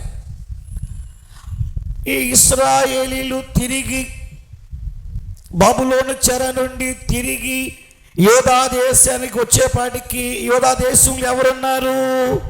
అమోనీయులు, మోయాబీలు, ఐగుప్తీయులు, అమోనీయులు, హిత్తీయులు, పెరిజీయులు, కానానీయులు, వీరందరూ కూడా ఈ ఇశ్రాయేలీలు ఎప్పుడైతే వారి దేశాన్ని విడిచిపెట్టి బబులోను చెరకు వెళ్ళిపోయారో ఇతరులు వచ్చి ఈ దేశాన్ని ఏం చేశారు? ఆక్యుపైడ్ చేశారు. ఇప్పుడు మరలా 70 సంవత్సరాల చెర తర్వాత ఇర్మీయా ప్రవచన ప్రకారము ఇర్మీయా ప్రవచించాడు. ఏమని? ఇశ్రాయేలీలు బబులోను చెరకు వెళతారు అని ఇర్మీయా ప్రవచించాడు. మరలా ఇశ్రాయేలీలు బబులోను నుండి చెర నుండి విడిపించబడతారు అని. ఈ 2 ప్రవచనాలు ప్రవక్త వంటి ఇర్మీయా ద్వారానే ప్రవచించబడ్డాయి. అయితే ఈ ఇశ్రాయేలీలు యూదులు బబులోను చెర నుండి ఇశ్రాయేల్ దేశానికి తిరిగి వచ్చినటువంటి 3 గుంపులలో 2వ గుంపుకు ఎజ్రాయే నాయకత్వాన్ని వహించాడు. ఐగుప్తు చెర నుండి ఇశ్రాయేలును విడిపించడానికి దేవుడు ఏ విధంగా మోషేను ఎన్నుకున్నాడో, బబులోను చెర నుండి ఇశ్రాయేలును విడిపించడానికి దేవుడు 3 యవనస్తులను వాడుకున్నాడు. ఎంతమందిని? 3 యవనస్తులే. మొదటి గుంపు దాదాపు 50,000 మందిని బబులోను చెర నుండి విడిపించి ఇశ్రాయేల్ దేశం తీసుకొచ్చింది జెరుబ్బాబెలు కాగా, దాదాపుగా 20 నుండి 25,000 మందిని బబులోను చెర నుండి ఇశ్రాయేల్ దేశంకు తీసుకొచ్చినటువంటి 2వ గుంపుకు నాయకుడు ఎవరంటే ఎజ్రా. యవనస్తుడి దేవుడు ఎన్నుకున్నాడు. జెరుబ్బాబెలు అంటారు యవనస్తుడే, ఎజ్రా కూడా యవనస్తుడే. ఈ దేవుడు ఎందుకు బబులోను చెర నుండి వీరిని విడిపించాడంటే ఇశ్రాయేలీలు ఇశ్రాయేల్ దేశంలో దేవుని కొరకు బ్రతకాలని. బబులోను చెర నుండి దేవుడు ఇశ్రాయేలును విడిపిస్తే వీరు వచ్చిన తర్వాత వీరు వారికి తమ్మును తాము వేరుపరచకపోవటం వలన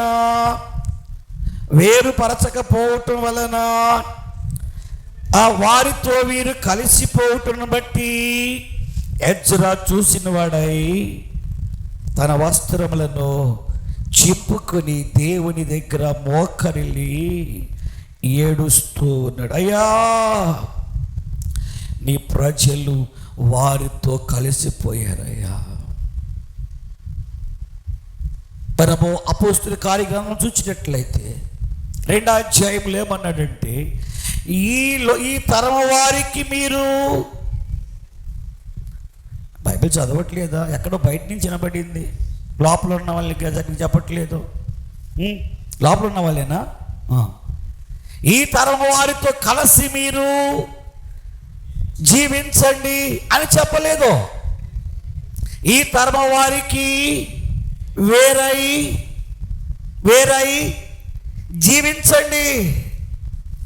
అయితే ఇశ్రాయేలీలు ఆ ప్రాంతంలో అప్పటికే నివసిస్తున్నటువంటి వారితో వీరేమైపోయారు? మమేకమైపోయారు, కలిసిపోయారు. ఎజ్రా ఏడటంలో ఉన్నటువంటి మొట్టమొదటి కారణం ఏమిటంటే ఇశ్రాయేలీలు అన్యజనులతో మమేకమై వారితో కలిసిపోవటం బట్టి ఏర్పరచబడవలసిన వారై ఉండగా వారు ఏర్పరచబడకపోవటం బట్టి ఆయన ఏడుస్తూ ఉన్నాడు. అదే 9వ అధ్యాయము అదే వచనంలో తర్వాత ఏముందంటే, వారు చేయు అసహ్యమైన కార్యములు తామే చేయొచ్చు. రెండవ చూడండి, ఒకటేమైపోయారు, వారితో వేరుగా ఉండవలసిన వారు వేరుగా ఉండగా వారితో కలిసిపోయారు. రెండో, వారు ఏం చేస్తున్నారో అసహ్యమైన కార్యములు. ఎవరికి అసహ్యమైన కార్యములు? దేవునికి. అప్పటికే ఆ దేశంలో ఉన్నటువంటి ఇశ్రాయేలు తిరిగి రావటానికి ముందు ఎవరైతే అక్రమంగా దాన్ని స్వాధీనపరుచుకుని వారు ఏ ఆచారములను ఇంకా అలవాట్లను ఆచరిస్తూ ఉన్నారో, ఎట్టి దేవునికి అసహ్యమైన కార్యములను చేస్తున్నారో, వీరు తిరిగి వచ్చిన తర్వాత మన దేవుని ప్రజలం కదా, మనం దేవుని కార్యాలు చేయాలి కదా, మనం వేరుగా జీవించాలి కదా, మనం ప్రత్యేకమైన వారము కదా. మనమట ఈ లోకంలో నుండి వేరు చేసి ప్రత్యేకమైన దేవుని బిడలగా దేవుడు మనలను ఏర్పరచుకున్నాడు. హల్లెలూయా. నాకొద్దు, పంజాబీలో చెప్పండి. ఏంటండి అది? నాకు బాధేస్తుంది. మీరు కొంచెమే తింటారేమోని నాకు బాధేస్తుంది. చెప్పండి గట్టిగా. నిద్రపోయే వాళ్ళ చెవులు పగిలిపోయి వారి చెవి నుండి రక్తం కారాలి, అట్లా చెప్పాలి మనం. ఇక జీవితంలో నిద్రపోను, మందిరంలో జీవితంలో నిద్రపోనని వారు తీర్మానం చేసుకుని వెళ్ళాలి. ఈరోజు మీ అరుపుకి అలాగా వారి చెవి నుండి ఏం కావాలి?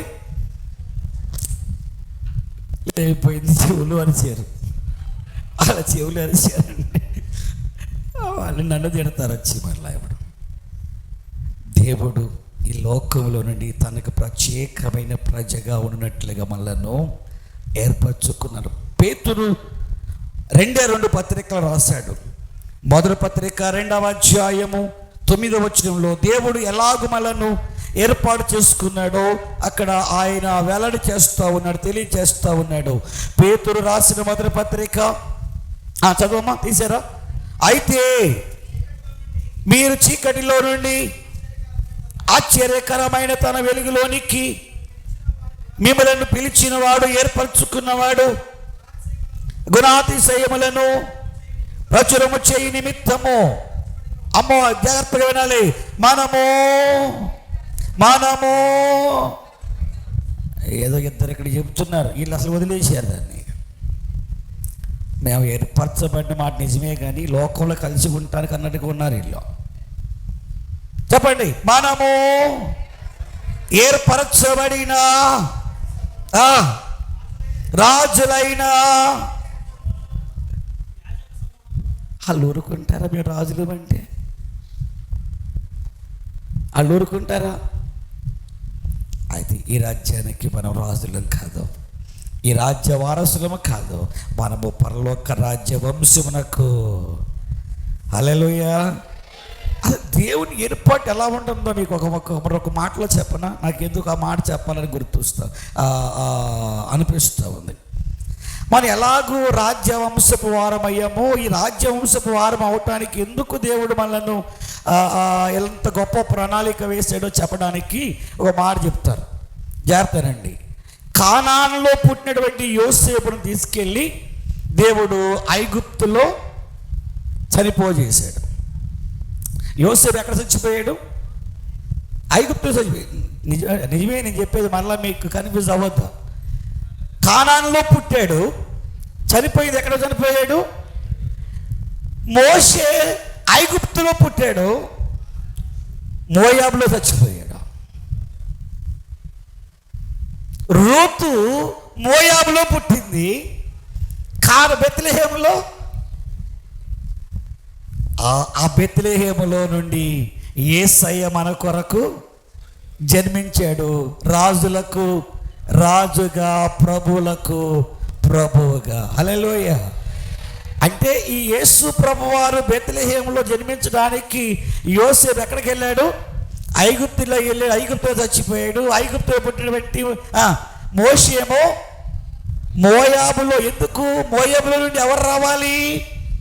మళ్ళా దేవుని యొక్క చిగురు రావాలి. కాబట్టి దేవుడు ఆ మోషే ఐగుప్తులో చనిపోయాడు. ఈ రూతు మోయాబులో పుట్టి ఎక్కడికి వచ్చింది? బెత్లెహేము వచ్చింది. బెత్లెహేములో నుండి యేసు ప్రభువారు రాజులకు రాజుగా మన కొరకు ఎంత ప్రాసెస్ చేయటానికి ఇదంతా కూడా పాత నిబంధన అంతా మనం చదివితే వాళ్ళు చేసింది ఎందుకంటే మన యొక్క ప్రాసెస్, మన ఎడల దేవునికి ఉన్న ఉద్దేశాలన్నీ నెరవేర్చడానికే వారికి అలాగూ ఆయన జరిగించుకుంటూ వచ్చాడు. హల్లెలూయా. గనుక రాజులైన యాజక సమూహమును పరిశుద్ధ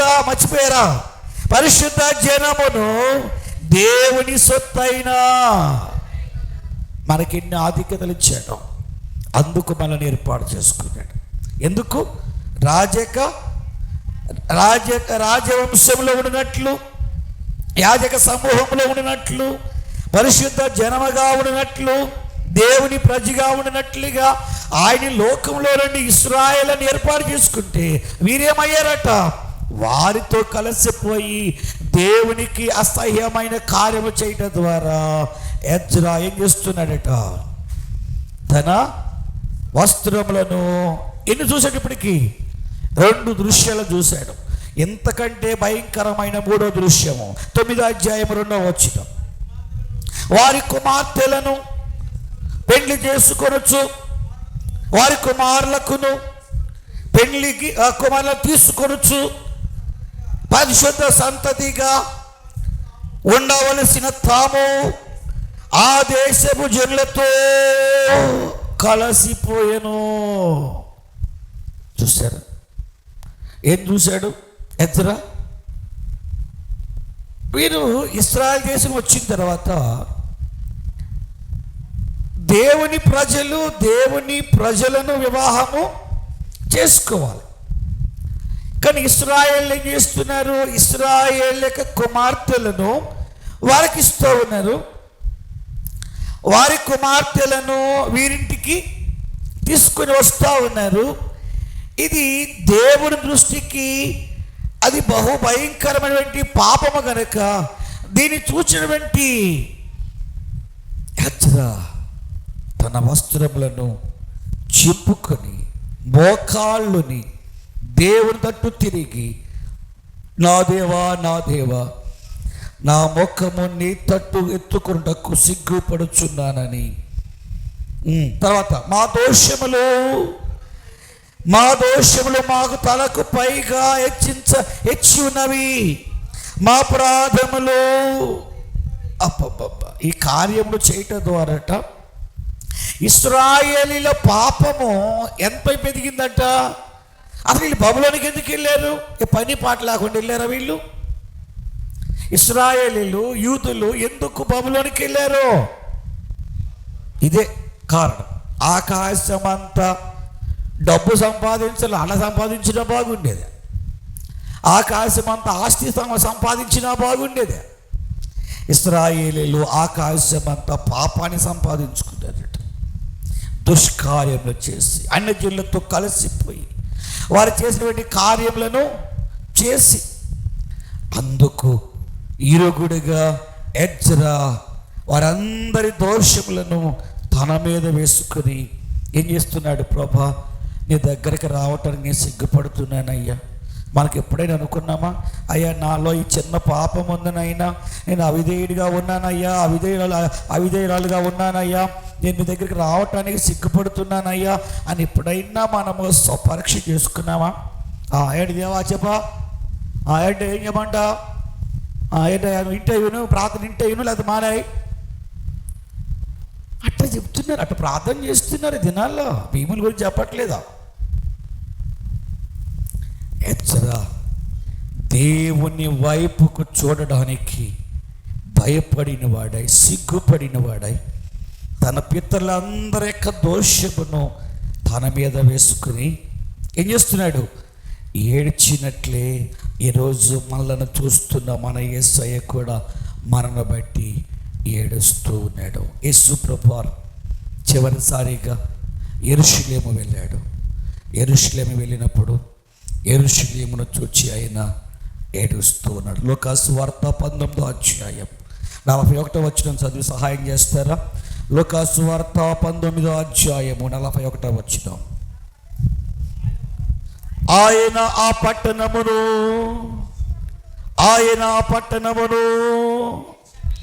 ఆయన నిన్ను నన్ను సమీపించినప్పుడు, నేను మరలా చెప్తున్నాను, యెరూషలేము ఇశ్రాయేలీయుడు అని మాట చెప్పగానే వెంటనే ఆ స్థానంలో మీరు పేరు చెప్పుకోండి. సీయోను అనగానే మందిరము, యెరూషలేము అనగానే దేవుని పట్టణము, దేవుని మందిరము. ఇశ్రాయేలీయుడు అని ఈ పరిశుద్ధ గ్రంథంలో ఎక్కడైనా మీకు కనబడితే అది మీరే.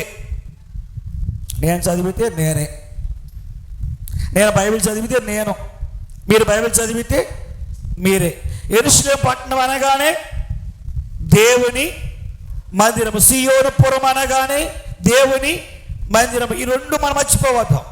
ఇశ్రాయేలు దేశం నేడు ఉన్నటువంటి ఇశ్రాయేలు దేశంలో ఏం జరిగినా అది మనకు జరిగినట్లే. అది రెండవ రాకడకు చూచిన ఇశ్రాయేలు దేశమా, దాని గురించి మనకెందుకులే, ఏం జరిగితే మనకెందుకు అన్నావంటే నీ ఆత్మీయ జీవితాన్ని నువ్వు పాడు చేసుకున్నట్లు. యుద్ధం వచ్చిందా, అది రాకడకు సూచన. కరువు వచ్చిందా, రాకడకు చూసి. అక్కడ ఏం జరిగినా అది రెండవ రాకడకు ఏమై ఉంది, మూడివేయబడి ఉంది. గనుక యేసు ప్రభువారు యెరూషలేము పట్టణముకు వెళ్ళినప్పుడు ఆయన ఆ పట్టణము సమీపించినప్పుడు దానిని చూచి దాని విషయమై ఏమంది, ఏడ్చాడా నవ్వాడా? ఆయన ఎందుకు ఏడవాలి? యెరూషలేము గురించి ఏమన్నాడు తెలుసా? ఇది నేను కోరుకున్న స్థలము అన్నాడు, ఇది నా స్థానం అన్నాడు, ఇది నా ఇల్లు అన్నాడు, ఇది నా నివాసము అన్నాడు, ఇది నా మందిరము అన్నాడు. యెరూషలేము గురించి ఎన్ని పేర్లు పరిశుద్ధ గ్రంథంలో చెప్పబడ్డాయో, అది నా నివాస స్థలము, నేను కోరుకున్న స్థలమని ఇంతగా దాని గురించి చెప్పినటువంటి యేసు ప్రభువారు యెరూషలేమును చూచినప్పుడు ఏడుస్తూ ఉన్నాడు. ఈరోజు ఆకాశ మండలము నుండి దేవుడు నిన్ను నన్ను చూస్తున్నప్పుడు మన విషయమై ఏడుస్తున్నాడా, నవ్వుతూ ఉన్నాడా? ఎజ్రా ఇశ్రాయేలును చూచి ఏడ్చినట్లు, యేసు ప్రభువారు యెరూషలేమును చూచి ఏడ్చినట్లు ఈరోజు దేవుడు నిన్ను నన్ను చూచి ఏం చేస్తున్నాడు? ఏడుస్తున్నాడు. ఎంతసేపు నిలువబెట్టి ఏడ్పింతునతని, ఎంతసేపు నిలువబెట్టి ఏడ్పింతురతని, నాతాడెంతో దయచే పిలచుచున్న ఇప్పుడు మిమ్ములను, నాతాడెంత దయచే పిలచుచున్నాడు ఇప్పుడు మిమ్ములను, హృదయమనిడు తలుపు యేసునాథుండు, హృదయమనిడు తలుపు యేసునాథుండు, నిలచి సదయుడగుచు తాటుచుండు సకల విధములను, నిలచి సదయుడగుచు తాటుచుండు సకల విధములను. ఆయనట హృదయమని ఆయన హృదయమని తలుపు దగ్గర నిల్చుండి తడుచున్నాడంట. ఎదగా ఎలాగూ సదయుడగుచు సకల విధములను అంటే అర్థం ఏంటి? ఏదో రకంగా నయ్యానో భయానో బతిమలాడో, ఇంకా గడ్డం పట్టుకునో, ఇంకా జుట్టు పట్టుకుని కాదులేండి, లాలించో పాలించో నీ మనస్సును కరిగించి నీ హృదయంలోనికి ప్రవేశించడానికి, నీ హృదయమును క్రీస్తుకు నివాస స్థలముగా చేయటానికి. అయితే మనం ఏం చేస్తూ ఉన్నాం? ఎంతసేపు నిలువబెట్టి ఏడ్పింతురతని మనం ఏం చేస్తున్నాం? మన దేవుని ఎందుకు? అన్ని జనులతో కలిసిపోవటం బట్టి, వారి కార్యములను మనము చేయటం బట్టి, తర్వాత వారితో సంబంధమును బాంధవ్యమును ఏర్పరచుకుంటూ బట్టి ఎజ్రా ఏడుస్తూ ఉన్నాడు. ఎందుకు ఏడుస్తూ ఉన్నాడు ఎజ్రా? ఎందుకు దేవుడు ఏడుస్తూ ఉన్నాడు? ఎప్పుడు ఏడుస్తా తెలుసా? దేవునికి నీ ఎడల అంటూ ఒక గొప్ప ప్రణాళిక ఉన్నప్పుడు. విన్నారా? ఇసాకు ఏంటిదంట? దేవుని ఎడల మనకు గొప్ప ప్రణాళిక. మన ఎడల దేవునికంటూ ఒక గొప్ప ప్రణాళిక ఉన్నప్పుడు, అది నెరవేరలేనప్పుడు ఏ తల్లిదండ్రులైనా ఒక వ్యక్తిని ప్రేమించేవారైనా బాధపడతారు, ఏడుస్తారు. ఎస్ సార్, నా అర్థమైంది నా మాట? మీకు అర్థమైంది అనుకుంటున్నాను. మన బిడ్డలందు మనకి చాలా గొప్ప ఉద్దేశాలు ఉంటాయి. ఇందాక మీరు చెప్పారు కదా, చాలా పెద్ద ఉద్దేశాలు ఉంటాయి. అవి నెరవేరితే మనం ఎంతో సంతోషిస్తాం, అవి నెరవేరకపోతే ఎంతో మన ఎడల దేవునుకున్నటువంటి. నేను ఇక్కడ ముగిస్తాను ఈరోజు. ఒక్క ఆయన్ని మీకు చూపిస్తాను, మీరేం కంగారు పడద్దు. నా వెంక చూస్తున్నారు, ఇప్పటికీ చాలా ప్రయాణం చేసి వచ్చారు. అంటే చేశాము వాక్యంలో. ఇద్దరు అన్నారు ఈయన్నే వదిలిపెట్టడం లేదు, మరి ఈయనకి ఎప్పుడు ఇక్కడికి ఎప్పుడు వెళ్తాడు, ఇక్కడి నుంచి అక్కడికి ఎప్పుడు దూకుతాడు, అక్కడి నుండి ఎప్పుడు ముగిస్తాడు, మేము ఎప్పుడు. మీరేమీ బాధపడద్దు. నేను ఒక్క ఆయనతో ఈరోజు ముగించడానికి ఇష్టపడి నేను ముందే అన్నాను, నిర్ణయించుకున్నాను.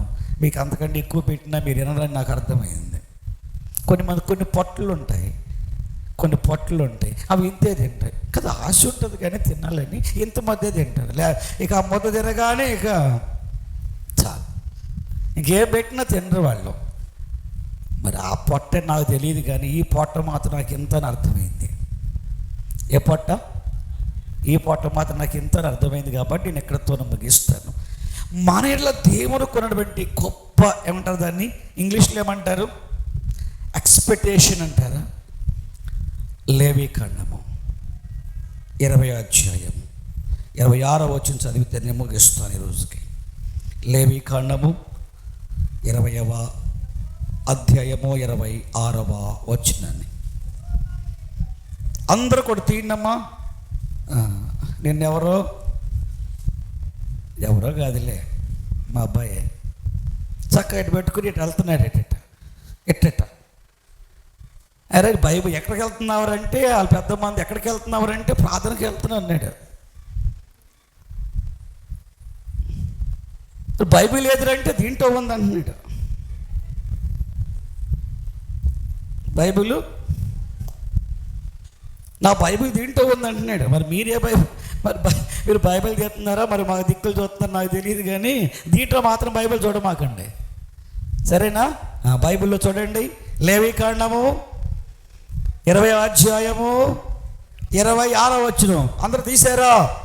గట్టిగా చదవండి. యెహోవానగు నేను పరిశుద్ధుడను, మీరు నా వారై ఉండినట్లు, నా వల్లే పరిశుద్ధులుగా ఉండినట్లు అన్యజనుల్లో నుండి మిమ్ములను మనలను హల్లెలూయా ఏర్పరచుకున్నాడంటండి. ఆయన వల్లే ఉండాలని. ఒకవేళ ఆయన వల్లే మనం లేకపోతే చెప్పండి ఏం చేస్తారో చెప్పండి. ఆయన వల్లే ఉండాలని మనల్ని ఏర్పరచుకున్నాడు, కోరుకున్నాడు. అందుకు వెల చెల్లించాడు. అది కూడా 100 రూపాయలు 1000 రూపాయలు కాదు. ఆయన విలువైన యవ్వన రక్తమును ఆఖరి రక్తబొట్టు వరకు ఆ శిలువలో చిందించి అమూల్యమైన నిర్దోషమైన యవ్వన రక్తములో మనను కడిగి మనను పరిశుద్ధులుగా చేసి తన బిడ్డలుగా చేసుకునేటువంటి మనము ఆయన వలె లేకపోతే ఆయన ఏడవక ఏం చేస్తాడు? నవ్వుతాడా? ఈరోజు మీ అందరికీ నా 2 చేతులెత్తి మీకు చేసే మనం ఏమిటంటే, ప్రభు మనల్ని చూచినప్పుడు ఆయన సంతోషించేటువంటి జీవితమును అట్టి ఆ మార్గంలోనికి రావటానికి ఈరోజే మనం ఏం చేద్దాం? ఒప్పుకొని దిద్దుకొని సరి చేసుకుంటానికి ఇష్టపడతాం. ఆయన మనం చూసినప్పుడు ఏడవకూడదు, సంతోషించాలి. అబ్రహాంతో ఏమన్నాడు? నీవు నా స్నేహితుడు అయ్యా. మోషేని చూసినప్పుడు ఏమన్నాడు? నా ఇల్లంతటిలో. ఈ మాట ఈరోజు మనందరి కొరకు మన దేవుడు చెప్పాలి. ఈ మాట మనతో చెప్పాలి. అబ్రహాంతో చెప్తాం కాదు, మనతో చెప్పగలడా? ఎప్పుడైనా చెప్పగలడు. హల్లెలూయా. మనము కూడా అబ్రహాము వలె జీవించడానికి మనకు కూడా ఉంది. ఏమిటిది? సత్తు ఉంది, సామర్థ్యం ఉంది. కానీ మనకెందుకు లైట్ తీసుకుంటాం? ఆ పాస్టర్ గారు అట్టా చెప్తాడు, ఆయన చెప్పిన వాళ్ళు చెప్తే అట్టా, ఆయన ఏదో చెప్తాడు, ఏదో ఆయనకి ఏది ఆయన ఏం చెప్పాలనుకున్నాడో అది చెప్పండి. కానీ నేను అలా ఉంటే ఎట్లాగా?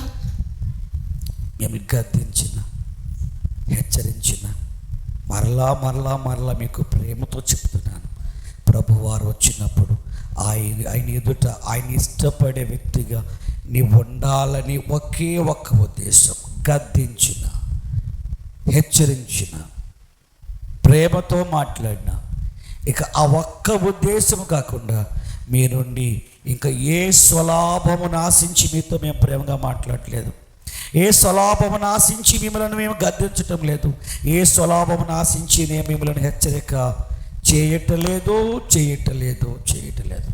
ఒకే ఒకటి, ఆయన రేపు వచ్చినప్పుడు, నేను చూచినప్పుడు నిన్ను బట్టి సంతోషించాలి, నిన్ను ఆయన ఇష్టపడాలి. ఏమి నాకు కావాలి? ఈమె నాకు కావాలి, ఈ నాకు కావాలి అని ఒక్క మాట కొరకే ఈ కష్టమంతా, ఈ బాధ అంతా. పోయిన నెలలో, నా అక్టోబర్ నెలలో మీకేది ఇష్టమో నాకు అదే ఇష్టమే. అందరూ మనుషులేం కదా. ఇష్టాలన్నీ దేవుని కొరకు వదులుకుని మీ కొరకు 31 రోజు ప్రార్థన చేశాం. మా బిడ్డలను మీరు ఆశీర్వదించండి అయ్యా. ఆ ప్రార్థన ఏదో ఒక రోజున దేవుడు మీకు గొప్ప కార్యము చేత మిమ్మల్ని ఆశీర్వదిస్తాడు. ఒక్క మనవి నేను చేసి ముగిస్తాను. మళ్ళీ ఆయన చూచినప్పుడు ఆయన దృష్టికి పరిశుద్ధులుగా మీరు కనబడితే చాలు. పరిశుద్ధులుగా ఆయనకి మనము కనబడితే చాలు. అట్టి కృపా దేవుడు మనందరికీ సమృద్ధిగా దయచేయనుగాక. ప్రార్థించుకుందాం. ప్రార్థన. అందరూ లేచి నిలబడండి. ఒక 2 యవనస్తులు అమెరికా దేశం నుండి కెన్యాకి వెళ్ళి అక్కడ చచ్చిపోయారు. ఒక 12 సంవత్సరంలో బాలుడికి మాత్రమే చెప్పారు. ఆ 12 సంవత్సరాల బాలుడు వారు ఏ నిమిత్తమైతే ఆ దేశానికి వెళ్ళారో దాని అంతటిని ఆ 12 సంవత్సరాల బాలుడు నెరవేర్చగలిగాడు. యేసు ప్రభు వారి లోకానికి వచ్చి 33.5 సంవత్సరం మాత్రమే బ్రతికి చనిపోయాడు. వారు విడిచిపెట్టిన పరిచర్య ఆ చిన్న పిల్లవాడు చేసినట్లుగా యేసు ప్రభు విడిచిపెట్టిన పరిచర్య మనం అందరూ కూడా చేయాలి. ఈ రోజున ఆయన రేపు మాపు రాబోతున్నాడు 2వ రాకడలో. నా మనవి ఏమిటంటే మీ అందరిలా మనందరము ఆయన ఎదురు నిలబడినప్పుడు మనలను ఆయన కోరుకునే బిడ్డలుగా ఉండాలి. అదే మా ఆశ. అందుకే మిమ్మల్ని గద్దిస్తాం, అందుకే మిమ్మల్ని హెచ్చరిస్తాం, అందుకే మిమ్మల్ని బ్రతిమలాడతాం. ఒక మీరు మమ్మ గురించి ఏమనుకుంటున్నారో దాని గురించి మేము ఆలోచించాం. మీరు ఏమని అనుకోండి, మాకు అనవసరం. స్వార్థం అనుకోండి, స్వలాభం అనుకోండి, మా గురించి మీరు నన్నే నా గురించి చెప్తున్నాడు అనుకోండి, నేను ఇష్టం లేదనుకోండి, మీరు ఏమనుకున్నా అది దేవుడు చూసుకుంటాడు, అది నాకు సంబంధమే లేదు. మా దృష్టి ఎప్పుడు మీ మీద ఒకటి. ప్రభు మిమ్మల్ని చూచినప్పుడు, నన్ను చూచినప్పుడు, మమ్మల్ని చూచినప్పుడు ఇష్టపడి సంతోషించి పరిశుద్ధ జీవితమును మీరు కలిగి ఉండాలనేది ఒక దైవ సేవకునిగా నా యొక్క మనవి, విన్నపం. మీకు ఉంటావా ఆ విధంగా? ఎంతకాలం బతుకుతామండి? ఎప్పుడు చచ్చిపోతావో మనకు తెలియదు. ఇద్దరు యవనస్తులు దేవుని కొరకు కెన్యా దేశానికి వెళ్ళి అక్కడ చచ్చిపోయారు.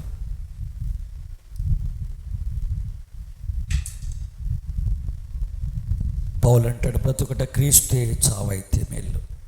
ఈ బ్రతికి కొద్ది కాలమైన దేవునికి ఇష్టలుగా బ్రతుకుదాం. ఆయన చూసి, యెరూషలేమును చూసి ఏడ్చినట్లుగా మనం చూసి ఆయన ఏడవకూడదు. మనం చూసి మనల్ని సంతోషపడి బుద్ధి పెట్టుకోవాలి.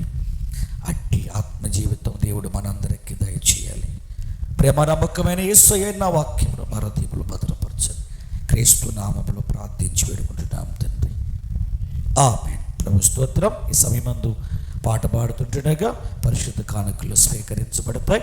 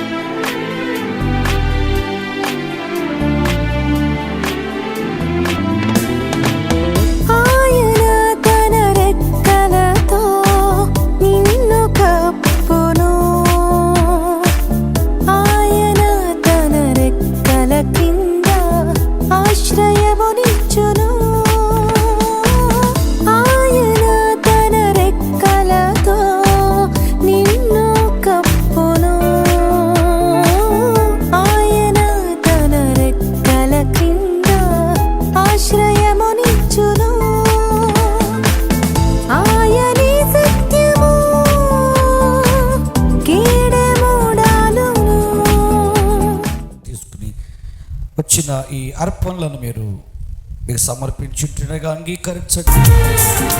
వ్యాపారాలు, చేతి పనులను దీవించండి. మీకు ఇచ్చిన దానికి రెట్టింపు దీవెనలు మా బిడ్డలకు దయచేసి పెట్టండి.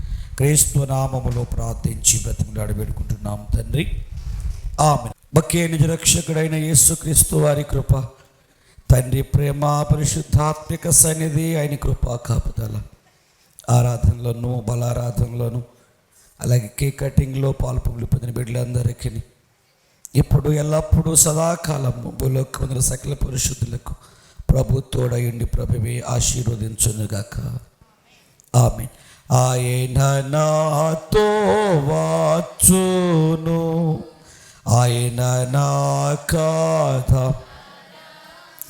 ఆయన ప్రేమ కృపల నుండి నేను తొలగానే నాడు ఎత్తైన కొండలపై చీకటైనా